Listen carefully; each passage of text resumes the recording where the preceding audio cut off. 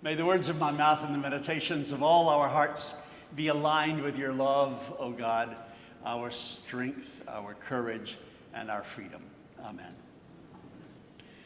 So obviously, love is my topic today. You know, it's tempting to go to the feeding of the 5,000. That is the window. I'm in love with the windows here at St. Paul's, by the way, and spend a lot of time thinking about them. And this is the window of the feeding of the 5,000. The reason you know is because there are 5 loaves up there. And I've said many times that 5 is this big magic number.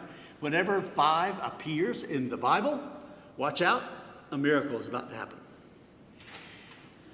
How are they going to feed all these people? And one of his disciples said, well, there's a little boy here. He's got 5 loaves and 2 fish. Jesus says, let me have it. And then Jesus blessed it, broke it, and fed 5,000. 5, another symbol of miracle. And as tempted as I am to go there, I want to go to the fear-love issue, because that's where Paul takes us. The second part of the gospel lesson is Jesus being off praying, his disciples in a boat on the Sea of Galilee. A storm comes up. They are absolutely scared. And he comes and he says, do not be afraid. It is I. Take heart. Do not be afraid. Now, the reason that's important for 2 or 3 reasons. Number one is some scholars tell us that do not be afraid is the most frequent sentence in the entire Bible. It appears 365 times by some accountants. And that makes me think, obviously, of the days in the year. A message. Every day, we ought to tell ourselves, don't be afraid. The second reason I want to bring this up is that fear and love have been part of my journey these 76 years. This will come to a surprise a lot of people, but I had some very formative years as a Baptist. That was a joke. Because so many people talk to me about I sound like a Baptist preacher, and that's because I am. I was a little boy. I was a Baptist. My daddy was a Baptist preacher. And there was a lot of fear in my experience of that religion.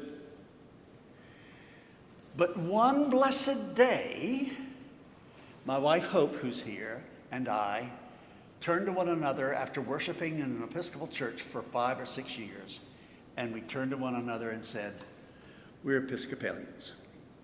And becoming an Episcopalian for us, and this is not for everyone, for us, it was a journey from having a fear-based religion to a love-based religion.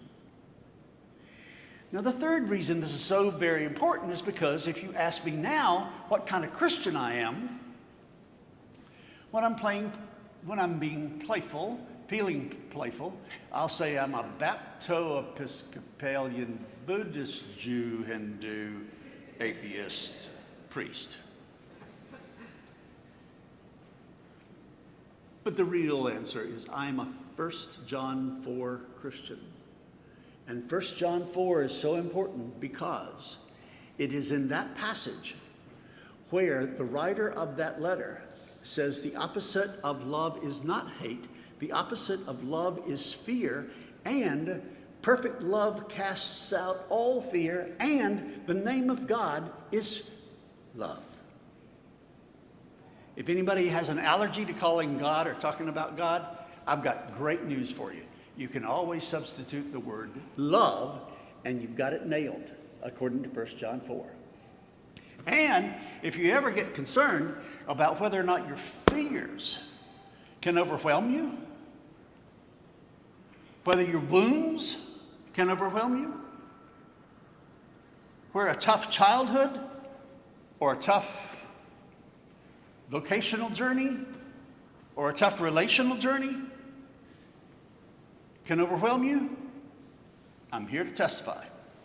It can't, because perfect love casts out all of those things. Love is stronger than anything.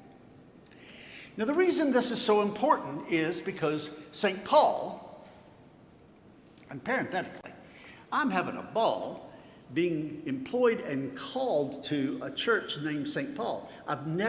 This is my first, I've done St. Luke, St. Anne, All Saints, St. Andrew, but now I'm with St. Paul, and I love him. He is so magnificent.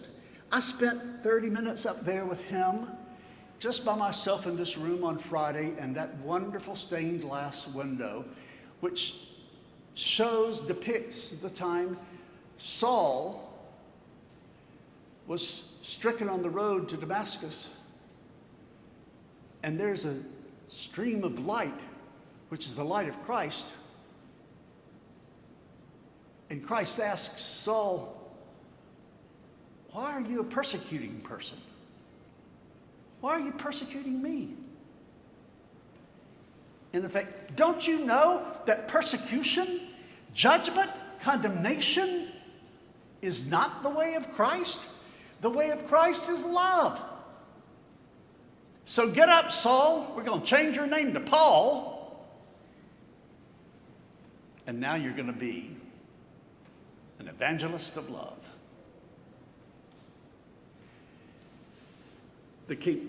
Close parenthesis, open parenthesis again. My wife will say too many parentheses today. But nevertheless, here's another parenthesis. I got to meet Dr. King before he was assassinated. And after he was assassinated, I got to be around his father. And his father taught a bunch of us young teenagers to sing freedom songs. And one of the songs that is appropriate to this window is, I told Jesus it would be all right if he changed my name. It is a song about how, when we really understand how loving God is, that it'll change you. And sometimes it'll change you so deeply that it'll change your name. And Saul's name got changed from Saul to Paul. Now, here's the last few minutes of this homily. If you understand all that God is love, that love is the opposite of fear, that love will overcome and wipe out and disappear and evaporate fear, and that love has the power to change you and to change your name, then Paul says, please understand, you want it to be in your inner being. That's where you want love to be, in your inner being. And then, using one of his favorite words, it is a power. It is an energy of power. And it can change the world. So let your taproot be in the soil of love. My last parenthesis. I'm a South Georgia boy. I'm a tree mystic anyway, but we have a lot of pine trees in South Georgia. And pine trees we're proud of because they have a very complicated root system. A lot of the roots are on the surface, but pine trees have a taproot, and some taproots are even deeper than the height of the tree. That's why pine trees don't give up their groundedness in a lot of storms. St. Paul said, let your taproot, this is a South Georgia translation, let your taproot be in love. There are all sorts of things in the culture inviting us to put our roots there.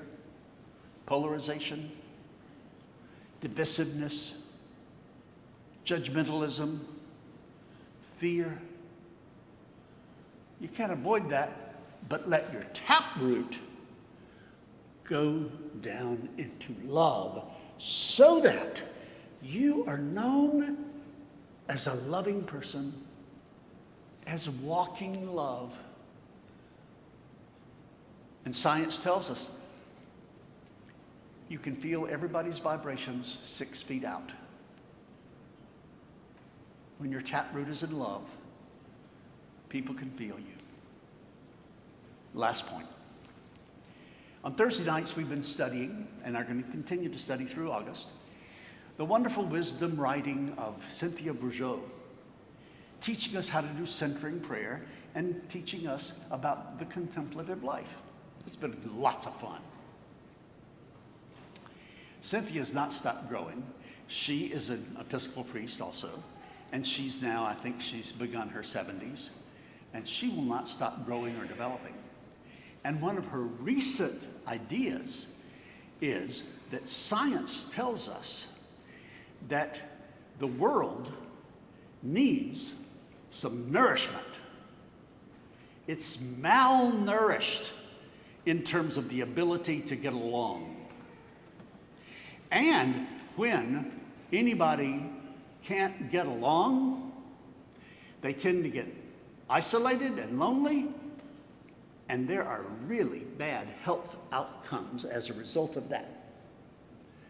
So Cynthia Bourgeault is saying, what we need to understand is that when we are aligned all the way up and down and around us with love, that provides nutrients going out from our inner selves to impact other people. Paul didn't have that metaphor, but I think he'd love it. Be so loving, be so rooted and grounded in love that the vibes that you send out. My grandson one time paid me a great compliment. He said, Bapu, my name is Bapu to him. Bapu, I like your vibes.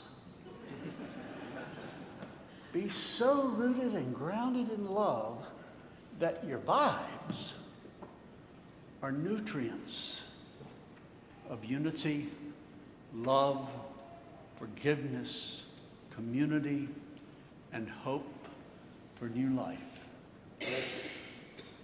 Amen? Amen. Amen.